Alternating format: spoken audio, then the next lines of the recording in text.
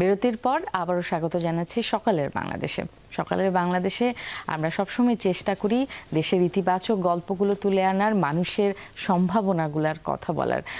সেরকম একটা গল্প হয়তো আজকে আমরা শোনানোর চেষ্টা করব। আমি রয়েছি ন্যান্সি, আমার সাথে রয়েছে ইমদাদ, এবং ইমদাদের সাথে কারা আছে? আমাদের সাথে দুজন অতিথি আছে। অতিথিদের সাথে পরিচয় করিয়ে দেই। শিথিল এবং মাজেদ দুজনই এখনো পড়াশোনা করে, তারা ছাত্র।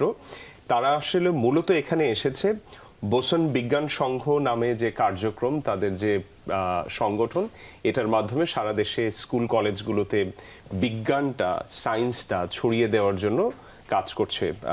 শিথিল এবং মাজেদ, শুভ সকাল। শুভ সকাল। কেমন আছেন আপনারা? আলহামদুলিল্লাহ। আলহামদুলিল্লাহ ভালো। এমদাদ, আমরা কিন্তু আমাদের অনুষ্ঠানে যারা আসে সবার আগে জিজ্ঞেস করি যে সকালটা কেমন কাটে তাদের, সেটা কি জিজ্ঞেস করবেন? হ্যাঁ, নিশ্চয়ই নিশ্চয়ই। আপনারা ছাত্র মানুষ, আবার সংগঠনের সাথে জড়িত। আমি জানি সকালে না কি ঘুম থেকে ওঠা হয় নাকি আজকে অনুষ্ঠানের কারণে ঘুম থেকে উঠতে হয়েছে? সকাল আসলে ঘুম থেকে উঠতেই হয়, কারণ সকাল সকাল ক্লাসে যেতে হয়। আচ্ছা, তো সকালটা কিভাবে কাটে শুনি একটু। সকালটা খুব রাশের মধ্যে কাটে, যে খুব তাড়াহুড়ো করে ঘুম থেকে উঠতে হয়, দেন তাড়াহুড়ো করে ক্লাসের জন্য দৌড়াতে হয়। ক্যাম্পাসে থাকেন? হ্যাঁ, ক্যাম্পাসে থাকি। হলে? আমি ক্যাম্পাসে থাকি না, আমি এখন থাকি উত্তরাতে। কিন্তু আমার ক্যাম্পাস যেহেতু গাজীপুরে, দেখা যায় 8টার সময় ক্লাস শুরু হলে আমার 7টা বা 6:30টার মধ্যে ওঠা লাগে। সো তখন দেখা যায় একটু অনেকটা সময় ট্রাভেল করতে হয়। হ্যাঁ, মোস্ট অফ দ্য টাইম সকালে উঠেই দেখা যায় ট্রাভেলে বের হইতে হয়, দেন 8টার মধ্যে ক্লাস ধরা লাগে। আচ্ছা, আইআইটির হল লাইফ তো যারা মিস করে তারা বলে তারা লাইফে নাকি অনেক কিছু মিস করে। এটা সত্য, মানে আমি এটা ফিল করি। ইচ্ছা আছে হলে উঠে। ঢাকা বিশ্ববিদ্যালয়ের শিক্ষার্থী, তাহলে তো আপনি ঢাকা বিশ্ববিদ্যালয়ের হলে থাকছেন, তাহলে সকালটা আপনার ইউনিভার্সিটিতেই খুব বেশি কাটায় হয়তো ঘুম থেকে ওঠা? না, আমার একদম 15 মিনিট বা 20 মিনিট আগে ঘুম থেকে উঠে জাস্ট দৌড়ে ক্লাসে চলে যেতে পারি। আচ্ছা, এমদাদ, আমরা আজকে গল্প করব যে বিজ্ঞান নিয়ে, না? খুব বিজ্ঞান নিয়ে। তাদের যে সংগঠন আছে বোসন বিজ্ঞান সংঘ। শুরুতেই শাথিলের কাছে যদি যাই,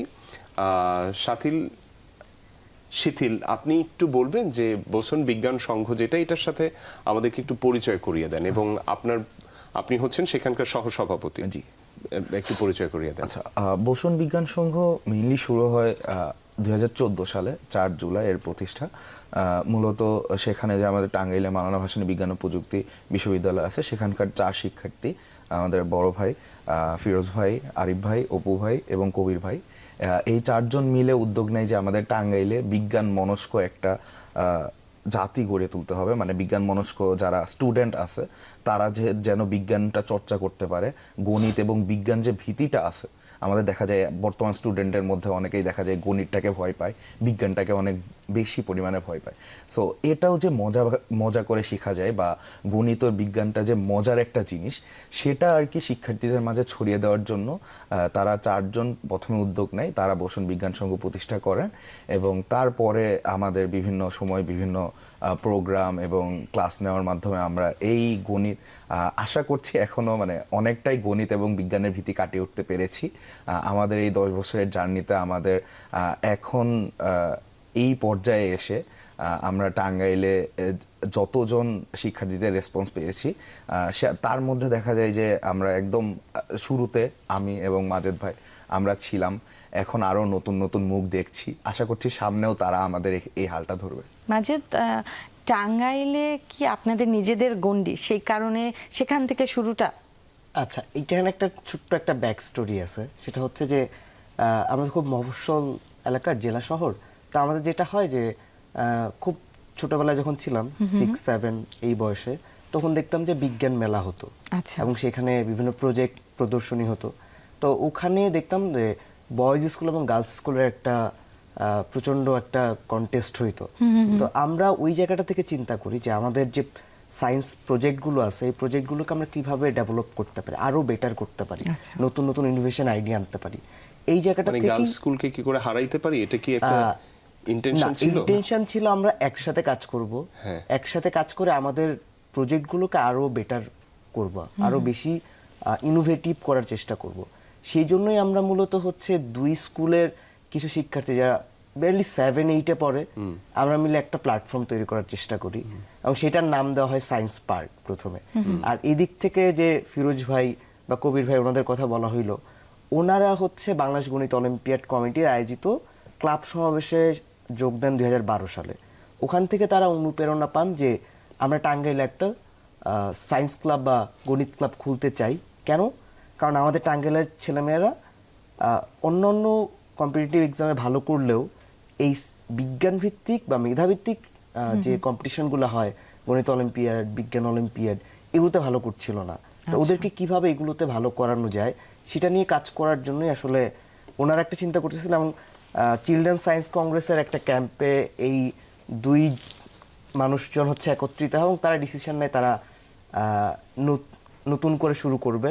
এবং বোসন বিজ্ঞান সংঘ নাম দেওয়া হয় এই কারণে যে সত্যেন্দ্রনাথ বসু ওনার আবিষ্কার করা বোসন কণাকে আমরা ট্রিবিউট করেই হচ্ছে আমাদের এই বোসন বিজ্ঞান সংঘ নামটা দেই। এবং এটার আমাদের মূল যে উদ্দেশ্য সেটা হচ্ছে যে আমাদের মূল থিম হচ্ছে জ্ঞানের আলোয় উন্মোচিত হোক চেতনার নতুন দিগন্ত। তা আমরা যেটা বিশ্বাস করি যে আমাদের প্রত্যন্ত অঞ্চলের ছেলেমেয়েরাও গণিত এবং বিজ্ঞানের আনন্দ নিয়ে তারা শিখবে। আমরা দেখি যে সবচেয়ে বেশি শিখন ঘাটতি হচ্ছে গণিতে, বিজ্ঞানে। তাহলে কেন এটা ফাইন্ড আউট করার চেষ্টা করেছি আমরা। কারণ তারা হচ্ছে আনন্দ নিয়ে শেখে না, এবং তারা যাতে আনন্দ নিয়ে শিখতে পারে এটার জন্য আমাদের আসলে সকল কর্মযজ্ঞ। আচ্ছা, একটু জানি যে আমাদের শিক্ষা ব্যবস্থায় বিজ্ঞান বলেন, গণিত বলেন, এই বিষয়গুলো সবসময় খুব ভীতিকর। আমি জানি না, আমি পেয়েছি সেরকম, আপনারাও কি পেয়েছেন কিনা, মানে এইটা আসলে কেন হয়, মানে কি মনে হয় কোন জায়গায় আসলে ঘাটতিটা রয়েছে, কোন জায়গায় আসলে কাজ করার জায়গা রয়েছে? আচ্ছা, আমার অবজারভেশন যেটা বলে যে আমি এতদিন ধরে কাজ করে যেটা অবজার্ভ করেছি যে আমাদের বাচ্চারা গণিত ভয় পায় কারণ তারা ছোটবেলা থেকে একটা প্রেশারাইজের মধ্যে দিয়ে যায়, তোমাকে গণিতে ভালো করতে হবে, না হলে তুমি হচ্ছে ভালো স্টুডেন্ট না, এই একটা প্রেশার। আরেকটা ব্যাপার কাজ করে সেটা হচ্ছে যে আমাদের বাচ্চারা শেখে না, তারা আসলে একটা অঙ্ক মুখস্থ করতে শেখে।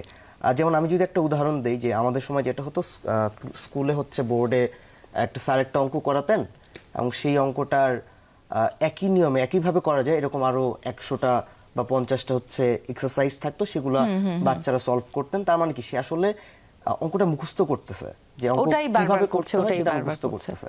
তা আমরা গণিত অলিম্পিয়াড কিন্তু এই জায়গা থেকে বের হয়ে আসছি, যে আমরা কি বলি যে আমরা সমস্যা সমাধান করতে হবে। তো সমস্যা আমরা কাকে বলি? সমস্যা আর এক্সারসাইজের মধ্যে ডিফারেন্সটা কোথায়?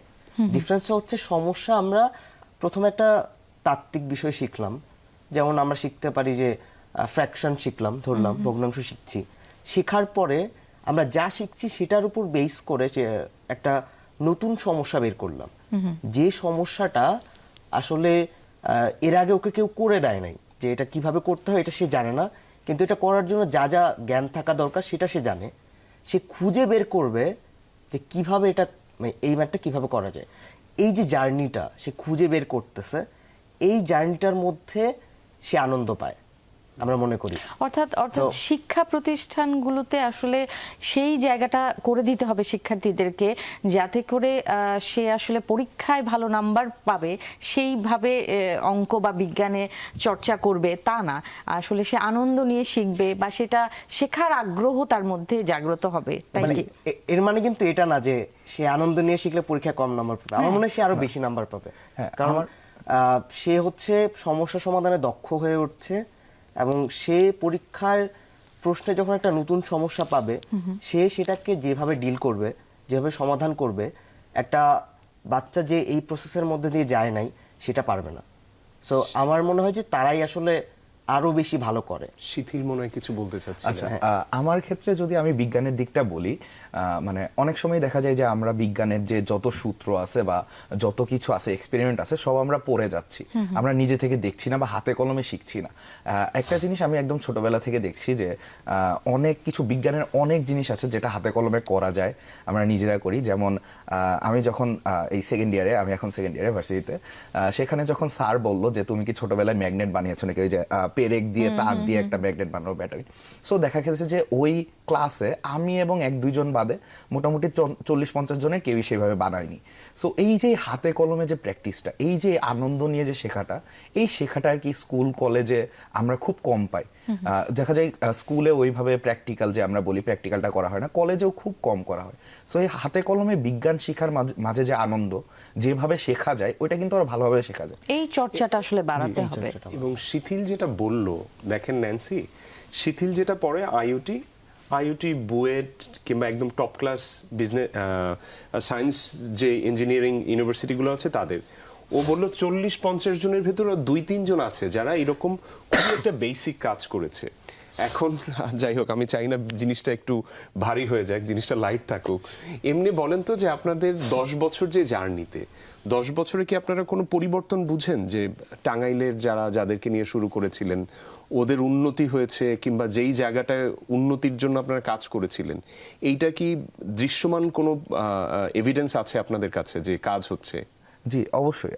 আমি বলতে গেলে যদি আমার পার্টটা বলি, আমি একদম শুরুতে ভূষণ বিজ্ঞান সংঘতে আমি জয়েন করি একটা গণিত অলিম্পিয়াডের মাধ্যমে। জয়েন করার পরে সেখানে একটা ক্যাম্পে চান্স পাই, সেখানে ক্যাম্প করানো হয় আমাদের গণিত নিয়ে ক্যাম্প। অ্যান্ড তারপরে মোটামুটি 3-4 বছর আমি ক্যাম্পেই গেছি, মানে যত ক্লাস হয়েছে। বছরে কতজন এরকম ক্যাম্পে যাওয়ার সুযোগ পায়? বছর এই সবচাইতে আপনার প্রশ্নের সবচাইতে বড় এক্সাম্পল আমরা 2 জন। হ্যাঁ, এটাই কারণ বলতে হচ্ছে- চাচ্ছি। এরকম কতজন আছে যে শুধু এমনি জানার জন্য?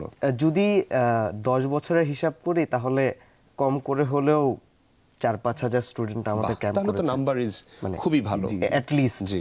আমরা এখন পর্যন্ত 100টার মতো ইভেন্ট করেছি। তার মধ্যে বড় প্রোগ্রাম হয়েছে আমাদের 8টা, আর বাকি সবগুলো হচ্ছে গণিত এবং বিজ্ঞানের উপর ক্যাম্প। তো সিগনিফিক্যান্ট চেঞ্জটা আমরা দেখতে পারি তখন যখন বাংলাদেশের যে মেধাভিত্তিক প্রতিযোগিতাগুলো হয় সেখানে আমাদের শিক্ষার্থীরা মেধার স্বাক্ষর রাখে। যেমন আমি যদি খুব ইয়া করে বলি যে ইন্টারন্যাশনাল ইনফরমেটিক্স অলিম্পিয়াডের এক্সটেন্ডেড টিম মেম্বার ছিল আমাদের 2 জন সদস্য, বাহ। তারা এখন আমাদের ক্লাবের সাথে কাজ করে। প্রত্যেক বছরই জাতীয় গণিত ক্যাম্পে আমাদের শিক্ষার্থীরা আসে, 1 বা 2 জন সব সময় থাকে প্রত্যেক বছরই। জাতীয় পুরস্কার প্রায়, রিজিওনালে ভালো করে। এবং এই যে সিগনিফিক্যান্ট চেঞ্জটা, এটা আমরা দেখতেছি আসলে লাস্ট 10 ইয়ার্স। এর আগে আমরা এরকম দেখিনি। যেমন 14 সালে কাজ শুরু করার পরে 15 সালের যে গণিত অলিম্পিয়াড হয় আমাদের টাঙ্গাইল জেলাতে, জাতীয় গণিত অলিম্পিয়াড যেটা, সেখানে 30 জন শিক্ষার্থী পুরস্কার পায়। তার মধ্যে 23 জন শিক্ষার্থী আমাদের ক্লাবের ছিল, যাদেরকে আমরা 1 বছর ধরে হচ্ছে ট্রেনিং করিয়েছি, বিভিন্ন কর্মশালা নিয়েছি। তো এই সিগনিফিক্যান্ট চেঞ্জটার জন্য আমরা কাজ করি এবং আমি মনে করি এটা আমাদের এটার চাইতে বড় একটা চেঞ্জ আছে। সেটা হচ্ছে যে আমরা একদম গ্রামের স্কুলগুলো পর্যন্ত পৌঁছে যাওয়ার চেষ্টা করছি। সেখানে গিয়ে ওদেরকে একটা স্বপ্ন দেখানোর চেষ্টা করি যে তুমি চাইলেও বাংলাদেশের সেরা বিশ্ববিদ্যালয়গুলোতে পড়তে পারবে, তুমি চাইলেই বাংলাদেশের যে কোনো মেধাভিত্তিক অলিম্পিয়াডে ভালো করতে পারবে, তুমি চাইলেই বিশ্বের সেরা সেরা প্রতিষ্ঠানে তুমি যাইতে পারবে, MIT, হার্ভার্ড, এগুলোতে তোমরা যাইতে পারবে। এই স্বপ্নটা আমরা ওদের কাছে পৌঁছে দিতে চাই। গত বছর কিংবা তার আগের বছর আপনারা একটা অ্যাওয়ার্ড পেয়েছেন, জয় বাংলা ইউথ অ্যাওয়ার্ড পেয়েছেন। কোন ক্যাটাগরিতে এটা পেলেন, কিভাবে তারা আপনাকে খুঁজে পেল, একটু যদি ডিটেলস বলেন আমাদেরকে। আমরা হচ্ছে স্কিল অ্যান্ড ইনোভেশন ক্যাটাগরিতে এই পুরস্কারটা পাই। তো আমরা হচ্ছে প্রথমে অ্যাপ্লাই করি, ওনারা আমাদের ভিজিটে আসেন এবং আমাদের কাজগুলো একদম সশরীরে দেখেন এবং যাচাই বাছাই করেন। এরপরে আমরা শর্টলিস্টেড হয়ে ওখানে যাই এবং ফাইনালি অ্যাওয়ার্ডটা পাই। একটু জানতে চাই যে এই যে আপনারা এমনিতেই বয়সে তরুণ, আরো 2 বছর আগে পেয়েছেন অ্যাওয়ার্ডটা, কেমন লেগেছিল? এই যে প্রাপ্তি তো সবসময় আনন্দের, তারপর একটু জানতে চাই ছোট্ট করে। এই ব্যাপারটা আসলে মানে একটু এক্সপ্লেইন করা টাফ, যে আমি অ্যাকচুয়ালি এক্সপেক্ট করি না এই মোমেন্টে যে আমরা আসলে পুরস্কারটা পেতে যাচ্ছি। মানে প্রধানমন্ত্রীর কাছ থেকে যখন অ্যাওয়ার্ড নিলেন তখন আপনি ছিলেন? হ্যাঁ, আমি হচ্ছে প্রধানমন্ত্রীর তথ্য যোগাযোগ প্রযুক্তি উপদেষ্টা সজীব ওয়াজেদ জয়ের কাছ থেকে অ্যাওয়ার্ডটা গ্রহণ করি। তো প্রথম অ্যাওয়ার্ডটাই আমরা পাই, তো ওইটা আরো বেশি আনএক্সপেক্টেড মানে ছিল। প্রথম আপনাদেরকে স্টেজে ডাকা প্রথম হয়, অ্যাওয়ার্ড, প্রথমবারই স্টেজে যাই, কারণ অ্যাওয়ার্ডটা গ্রহণ করি। এবং এটা আসলে অন্যরকম একটা অনুভূতি যে ক্লাবটাকে একদম ডেভেলপিং স্টেজ থেকে আস্তে আস্তে বড় হইতে দেখেছি এবং সেটার একটা পার্ট আমি নিজে, এবং সেটাকে যখন একটা স্বীকৃতি পেতে দেখি তখন আসলে অন্যরকম একটা ভালো লাগা কাজ করে। এবং এই অ্যাওয়ার্ডটা আমাদের জন্য কাজ করতে অনেক ইজি হয়ে গিয়েছে। অনেক ক্ষেত্রে আমরা যে অ্যাক্সেসগুলো আগে পেতে কষ্ট হতো, সেখানে হয়তো এই অ্যাওয়ার্ডটার জন্য আমরা একটু অ্যাক্সেস পাচ্ছি, আচ্ছা, যেখানে হয়তো আমরা রিচ করতে পারতেছি বেশ জায়গাগুলোতে। এবং আগে দেখা যেত যে কিছু অসহযোগিতামূলক আচরণ আমরা পেতাম, যে স্কুলে গেলে হয়তো সেই স্কুলে আমাদের ক্যাম্প করতে দিচ্ছে না, তারা হয়তো অনেক কিছু জিজ্ঞাসা করছে যে আমরা কারা, কি করতে আসছি। আমরা আসলে বাচ্চাদেরকে, যেটা আমরা একটা জিনিস অনেক বাজেভাবে ফেস করছি, যে যেটা হয় জেলা বা উপজেলা লেভেলে 3-4 জন শিক্ষক থাকেন যারা পুরো ম্যাথের বা হচ্ছে সায়েন্সের সব স্টুডেন্ট পড়ান। আচ্ছা, তো আচ্ছা। ওখানে হয়তো তারা মনে করছেন যে আচ্ছা ইউনিভার্সিটি স্টুডেন্টরা আসছে, তারা হয়তো ওই জায়গাটা বাচ্চাদের নিয়ে impress বাজেটটা করে and নষ্ট হচ্ছে- করে ফেলবে হ্যাঁ, কিনা। এরকম একটা জায়গা। আবার এর ব্যতিক্রমও দেখেছি যে যেমন আমার স্কুলের যে শিক্ষকরা ছিলেন সায়েন্স এবং ম্যাথেন, ওনারা আমাদেরকে অনেক ইন্সপায়ার করেছে, আমাদেরকে যত রকম ভাবে পুশ করা যায় পুশ করেছে আমরা যাতে এই কাজটাকে চালায় যেতে পারি, এবং এখনো ওনারা আমাদেরকে একদম পূর্ণ সহযোগিতা করেন। সো এই ব্যাপারটা আমরা কিছু কিছু জায়গায় দেখেছি। তো এখন ওই জায়গাগুলোতে আমাদের আসলে প্রবলেম ফেস করতে হয় না, যে একটা স্কুলে গেলে যখন আমরা বলি যে আমরা এরকম আমাদের কাজগুলো নিয়ে হচ্ছে স্বীকৃতি পেয়েছি, তো সেই জায়গাগুলোতে আমরা ওই তারা অ্যাটলিস্ট আমাদেরকে না করে না যে ক্যাম্প নিতে পারবেন না, তারা হয়তো একটু ডিলেমা করে, বা হচ্ছে আমরা ফাইনালি ওই জায়গাগুলোতে একটু বেটার অ্যাক্সেস পাচ্ছি ওটার থেকে। সো ওইটা আমাদের কাজের একটা স্বীকৃতি। এবং কাজের স্বীকৃতি এবং মাঝে একই সাথে এটাকে বলে হলো, ইংরেজিতে বলে কনফ্লিক্ট ম্যানেজমেন্ট। আপনাদের এটা তো একটা সংগঠন, সংগঠন খুব সোজাভাবে সবকিছু চলবে তাহলে আসল সংগঠন আপনারা হবেন না, কিছু কনফ্লিক্ট থাকবে, ম্যানেজ করবেন, আবার Challenge পরের ধাপে থাকবে। যাবেন, চ্যালেঞ্জ থাকবে। তো এটা জার্নির একটা অংশ বলে Yes. অনেকে। শিথিল, একটু বলবেন যে আপনারা কি শুধু টাঙ্গাইলে এটা করছেন নাকি টাঙ্গাইলের বাইরে এটা নেওয়ার পরিকল্পনা আছে? আমাদের টাঙ্গাইলের বাইরে এটা নেওয়ার পরিকল্পনা আছে। আমরা অলরেডি 2টা জেলায় আমাদের জেলায় জেলায় বিজ্ঞান কর্মসূচি করেছি। এটা দেখা যায় 2 থেকে 3 দিনের একটা ক্যাম্প করি আমরা বিভিন্ন জেলায় গিয়ে আমরা 2 থেকে 3 দিন ওখানে স্টে করি, অ্যান্ড ওইখানে বিভিন্ন শিক্ষার্থীদের মাঝে এই বিজ্ঞান বা গণিতের বিভিন্ন সেশন বা ক্লাস নেওয়া হয়। অ্যান্ড ইনশাল্লাহ সামনে আরো অনেকগুলা জেলাতে আমরা যাব, এবং মানে সেই পরিকল্পনাটা আমাদের এখনো আছে।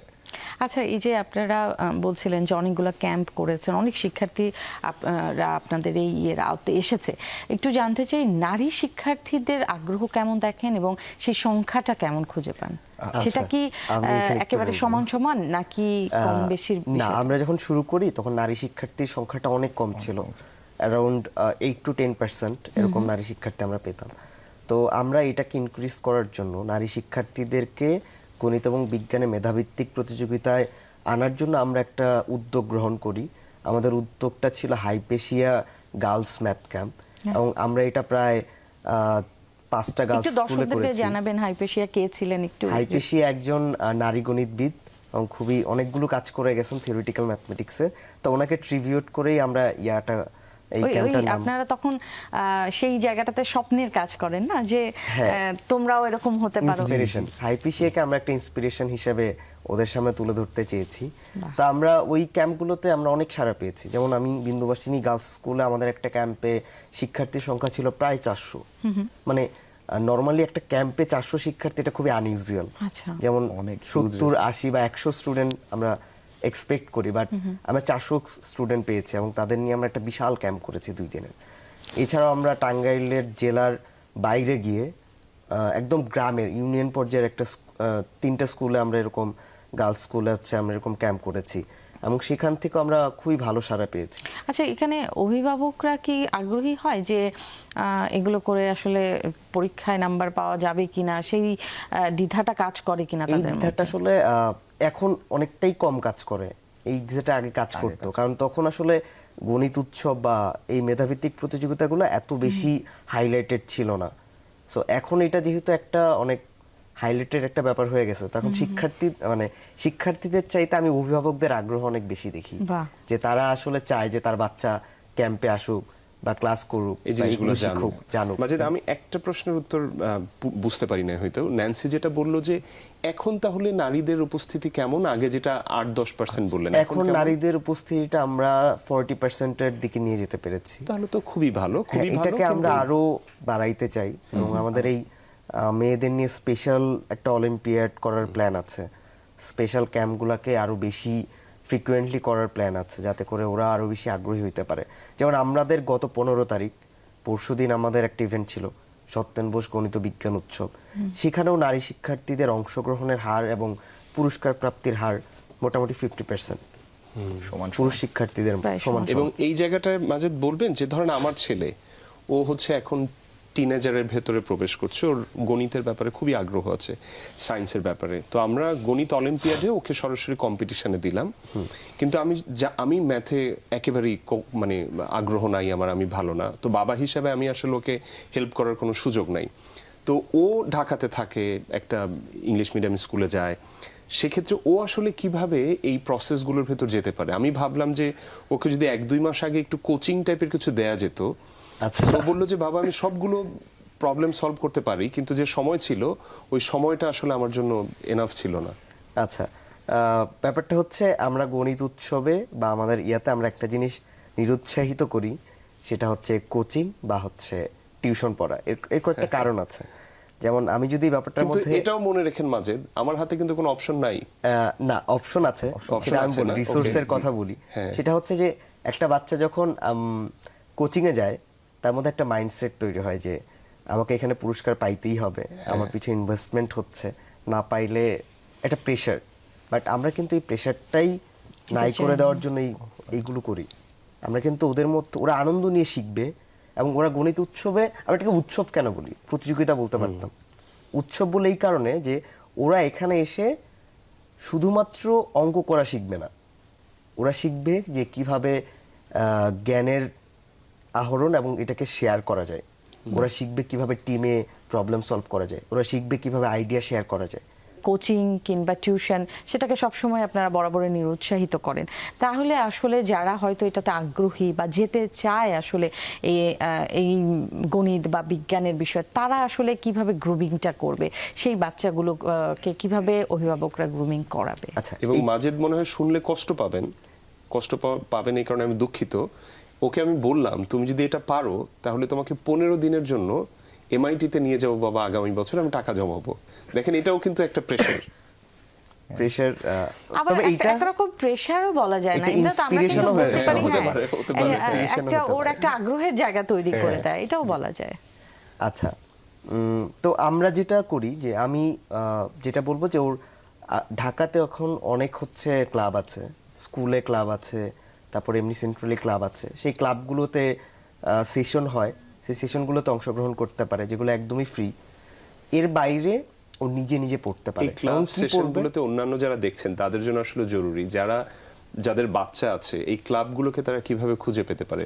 আমার বাচ্চার স্কুলে আমার জানা মতে খুব সম্ভবত এই জাতীয় কিছু নাই। এইটা হচ্ছে ওরা পেতে পারে বাংলাদেশ গণিত অলিম্পিয়াডের যে ওয়েবসাইটটা আছে, সেখানে গেলে ম্যাথ ক্লাব নামে একটা অপশন আছে, সেখানে গেলে বাংলাদেশের সব ক্লাবগুলোর একটা লিস্ট দেওয়া আছে, সেখান থেকে তারা ক্লাবগুলোকে খুঁজে পেতে পারে। এর বাইরে আমরা যেটা চাই যে আমাদের বাচ্চারা, আমরা এটা সবসময় বলি যে সে বর্তমানে যে ক্লাসে পড়ছে সেই ক্লাস থেকে শুরু করে নিচের যত পর্যন্ত ক্লাস আছে, যেমন ক্লাস 1 থেকে শুরু করে সে যে ক্লাসে পড়ে, এই ক্লাস পর্যন্ত যত ম্যাথ বই আছে, সেই ম্যাথ বইয়ের প্রত্যেকটা ব্যাপার একদম খুঁটিনাটি বুঝে বুঝে পড়বে, শিখবে। নট যে সে অঙ্ক করতে পারতেছে না এটা আমার কনসার্ন না, আমার কনসার্ন হচ্ছে সে প্রত্যেকটা থিওরি বুঝতেছে কিনা। এবং সে যখন এইটা শিখে ফেলবে তখন সে আসলে গণিত অলিম্পিয়াডে ভালো করতে বাধ্য।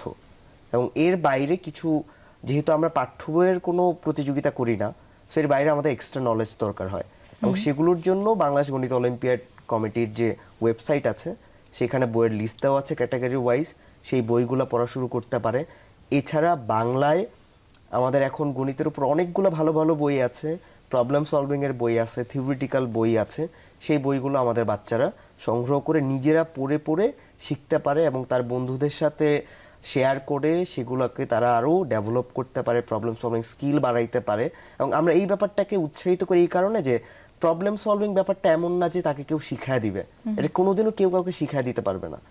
এই ব্যাপারটা তার নিজের মধ্যে এই ডেভেলপ ব্যাপারটা করতে থেকে হবে। মনে হয়েছে যে জাফর ইকবাল স্যার সবসময় বলেন যে কাউকে শিখিয়ে দিয়ে করা যায় না, যায় না, তার প্রতি তার ভেতরে একটা আগ্রহ তৈরি করতে হয়। আপনাদের সাথে কায়কোবাদ স্যার, জাফর ইকবাল স্যার কাজ করেন আমি যতটুকু জানি, একটু সেই অভিজ্ঞতাগুলো জানতে চাই যে তাদেরকে আপনারা পাশে পেয়েছেন।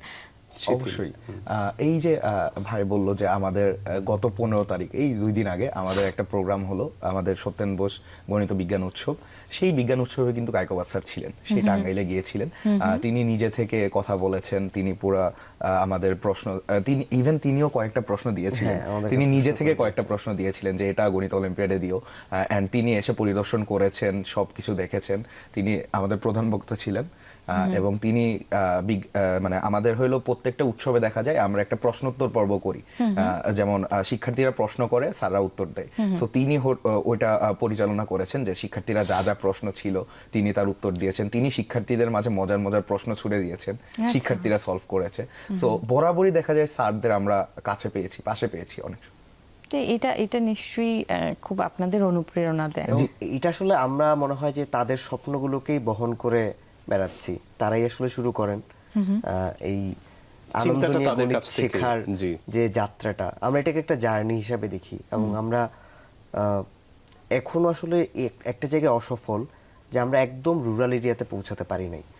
যেমন এটা আমি অনেক চেষ্টা করেছি, তারপরও সব জায়গায় যাইতে পারি নাই। মাঝে ওই এই যে জায়গাগুলোতে আমরা যেতে চাই। আপনাদের কথা হয়তো এখন প্রত্যন্ত অঞ্চলের যারা তরুণ, যারা স্বপ্ন দেখে আপনাদের মতো, তারা হয়তো শুনছে, কিন্তু তাদের হয়তো কিছু করার ইচ্ছে আছে বিজ্ঞান নিয়ে, গণিত নিয়ে। তাদের জন্য কি বলবেন আপনারা? আমি শুধু এইটুকু বলতে চাই যে আসলে একটা ভালো উদ্যোগের জন্যে কোনো কিছুর প্রয়োজন হয় না, শুধু ইচ্ছাটা হইলেই হয়। যেমন আমরা একদম জিরো থেকে শুরু করি, এবং আমাদের শুধুমাত্র একটা অনেক বড় সাপোর্ট ছিল, সেটা হচ্ছে বিন্দুবাসিনী সরকারি বালক উচ্চ বিদ্যালয়ের প্রধান শিক্ষক। উনি আমাদেরকে সব সময় ভেন্যু দিয়ে, জায়গা দিয়ে সহযোগিতা করেছেন। সব সময় আমরা একটা প্রোগ্রাম করব, আমাদের কোনোদিন এটা নিয়ে চিন্তা করতে হয় না প্রোগ্রামটা আমরা কোথায় করব, কারণ আমরা জানি যে আমরা আমাদের একটা জায়গা আছে, গাইডলাইন আছে। তো এইরকম মানুষ আমার মনে হয় যে প্রত্যেক জায়গায় ছড়ায় ছিটে আছে। সেই মানুষগুলোকে সহযোগিতায় আমরা ইচ্ছে করলেই এই ধরনের সংগঠন গড়ে তুলতে পারি, এবং বাচ্চাদের মধ্যে আনন্দ নিয়ে শেখার ব্যাপারটাকে আরো সহজ করে তুলতে পারি। এবং আমার এখানে মনে হয় যে তরুণদের উদ্দেশ্যে আমি বলতে চাই যে আপনারাই আসলে পারেন একটা সুন্দর স্মার্ট বাংলাদেশ তৈরি করতে। এবং স্মার্ট বাংলাদেশ তৈরি করার জন্য আমাদের দরকার স্মার্ট প্রজন্ম। স্মার্ট প্রজন্ম তারাই হবে যারা প্রবলেম সলভ করতে পারবে, এবং নট নেসেসারি তাকে সায়েন্সের প্রবলেম সলভ করতে হবে, যে কোনো ধরনের প্রবলেম সলভিং, এবং তাকে প্রবলেম সলভিং স্কিলটা ডেভেলপ করতেই হবে। মানে মাঝে যে কথাটা বললো, জাস্ট এইটা শুধু একটু কানেক্ট করা। আমি সেদিন একটা আর্টিকেল পড়ছিলাম যেখানে বলা হচ্ছে যে এই সাবকন্টিনেন্টের যারা লিডার গ্লোবাল পার্সপেক্টিভে কাজ করে, ওরা বেশি খুব প্রবলেম সমাধান করতে পারে আর কি। যে কোনো কারণ হচ্ছে ওরা সকালবেলা থেকে এত চ্যালেঞ্জের ভেতর দিয়ে যায়, ইন্ডিয়া বলেন, বাংলাদেশ বলেন, সকাল উঠে আমার হয়তো পানি নাই, এরপরে বাসে যাব, বাসে 10 জনের জায়গায় 50 জন উঠে পড়লো, আমার ওইটা করতে হবে। এত বেশি মানে অন্য দেশে আসলে এত প্রবলেম নাই। এই কারণে হয় কি যে বাই ডিফল্ট আমরা অনেক বেশি প্রবলেম সমাধান করতে পারি আর কি। এই জায়গাতে শেষের জায়গাতে আসছি, শিথিল আপনার জায়গা থেকে বলবেন যে যারা মানে একেবারে তরুণ ছাত্রছাত্রী আছে এবং একই সাথে বাবা মা আছে, তাদেরকে আপনি কি বলতে চান? আপনি তো একটা প্রসেসের ভেতর দিয়ে গিয়েছেন। আচ্ছা, এই ক্ষেত্রে যদি বলি যে হ্যাঁ, মাজেদুর ভাই যেটা বললো যে আসলে নিজের ইচ্ছাটা থাকলে আসলে সবকিছু হয়। আমি একদম ছোটবেলা থেকে আমি বলবো যে আমি গণিত ভালোবাসতাম একদম ছোটবেলা থেকেই, মানে আমার গণিত চর্চাটা হয়। এবং এই ক্ষেত্রে দেখা যায় যে আমার অনেক ইচ্ছা ছিল যে গণিত নিয়ে পড়বো, গণিতটা অনেক চর্চা করব। এবং দেখা গেছে যে কোনো স্কুলে বা ক্যাম্পে আমি সবসময় আগে আগে থাকতাম যে আচ্ছা আমি এটা করব, যদি ওটা সমাধান নাও করতে পারি যে কোনো প্রবলেম, আমি বলি আচ্ছা এটা ট্রাই করি বা এটা করার চেষ্টা করি। সো দেখা গেছে ওই ইচ্ছাটা থেকে আসলে এত দূর এগিয়ে আসা। মানে অনেক সময় দেখা যায় যে অনেকের ইচ্ছা আছে কিন্তু সেইভাবে প্ল্যাটফর্মটা পায় না। তারা হইলো মানে ওইভাবে এই ইচ্ছাটা ধরে রাখলে দেখা যায় যে আলটিমেটলি একটা শেষ গোল পর্যন্ত যাওয়া যায়। ইভেন আমার একদম ছোটবেলা থেকে স্বপ্ন ছিল, আচ্ছা এই যে গণিত অলিম্পিয়াড হয়, গণিত অলিম্পিয়াডের যে একাডেমিক মেম্বার আমি সেটা হব, আমি এই কোশ্চেনগুলো সেট করব। তখন দেখা যায় যে যখন আমি ভার্সিটিতে উঠছি তারপরেই দেখা যায় গণিত অলিম্পিয়াডের অর্থাৎ সাথে আমার সবাইকে স্বপ্ন দেখতে হবে জি। যে আমার ওই ইচ্ছাটা আমি পূরণ করব। জি, জি। আপনাদের সাথে গল্প করে খুব ভালো লাগলো, অনেক ধন্যবাদ আমাদেরকে সময় দিয়েছেন। আপনাদের স্বপ্নগুলো যেন আমাদের তরুণ যারা রয়েছে, যারা এমন কাজ করতে চায় তাদের মধ্যে পৌঁছে যায়, সেই প্রত্যাশা করি। শিথিল এবং মাজেদকে চাই আপনারা আরো অনেক দূর চলে যান, সারা বাংলাদেশের স্মার্ট বাংলাদেশের কথা যেটা বললেন, সেখানে আসলে স্মার্ট প্রজন্ম লাগবে। আমরা চাই আপনাদের মতো সবার হাত ধরে আমরা সেই দিকে যাই। এবং শিথিল যেটা বললো যে স্বপ্ন যদি থাকে আসলে পৌঁছানো যায়, আমরা সেই প্রত্যাশায় সকালের বাংলাদেশের একেবারে শেষ প্রান্তে চলে এসেছি। সুস্থ আপনার থাকবেন, দিনটি- নিরাপদে থাকবেন, ভালো থাকবেন। সবাইকে আবারও শুভ সকাল।